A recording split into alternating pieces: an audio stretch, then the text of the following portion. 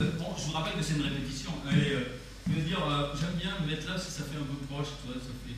En plus, bon, ça peut subventionner des fois un côté positif. Et je veux dire, oui, en fait, bon, je fais beaucoup de choses intéressantes. Mais un matin, c'était en me curant les doigts de pied, d'ailleurs, je me suis dit, tiens, puisque tu fais dans la culture, pourquoi tu ne ferais pas un disque? Oui, alors, à force d'écouter les chanteurs à la mode, je ne sais pas si vous faites ça, mais moi, je me rendais bien compte que j'avais toutes les qualités pour devenir chanteur à la mode moi aussi, parce que non seulement je ne savais pas chanter, ce qui est déjà pas mal, mais bon, c'est pas suffisant, mais je ne savais même pas quoi chanter. Ah, j'étais donc une espèce de boys band à moi tout seul, et je me disais qu'il aurait été dommage de passer à côté d'autant de critères convergents. Alors une fois que je m'étais mis d'accord avec moi-même sur le but à atteindre, hein, alors je vous rappelle le but à atteindre du chanteur à la mode, donc c'est faire plein de pognon et donc plein de gonzesses, hein. Enfin en ce qui me concerne, parce que je sais qu'il y a des variantes.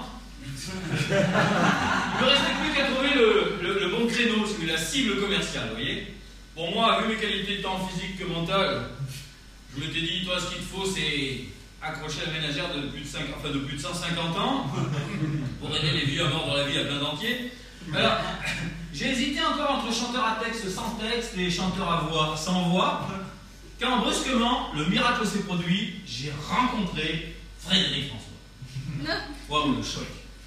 Alors, les jeunes ne peuvent pas comprendre, mais moi, je m'en souviendrai toute ma mort et même après. Ça a été comme une apparition à la Bernadette Soubirous, suivie d'une audition de voix à la Jeanne d'Arc. Comment dire, quand tu rencontres Frédéric François, tu as tout de suite envie de lui ressembler parce qu'il est comme Monsieur Propre. Tellement propre que tu peux t'y voir dedans. Frédéric François, je me sens que les gens ne me connaissent pas. Les jeunes, beaucoup de jeunes ce soir.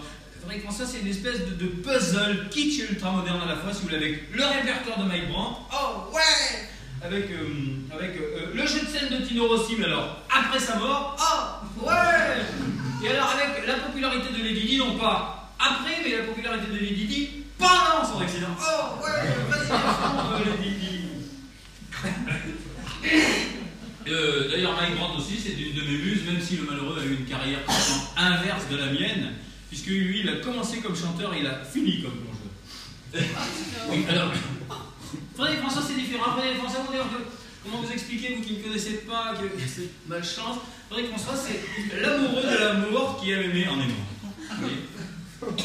Et alors, l'avantage avec lui, c'est qu'il suffit d'avoir écouté une seule fois un seul de ses 45 tours à une seule phase pour comprendre toute son œuvre. Je vais expliquer un truc qu'il n'arrivait pas à comprendre. Je suis content, je suis assez fier. Je lui ai dit, Frédéric, est-ce que tu es au courant qu'il y a des chanteurs qui, au cours de leur carrière, ont eu plusieurs idées? Oh putain, il était là.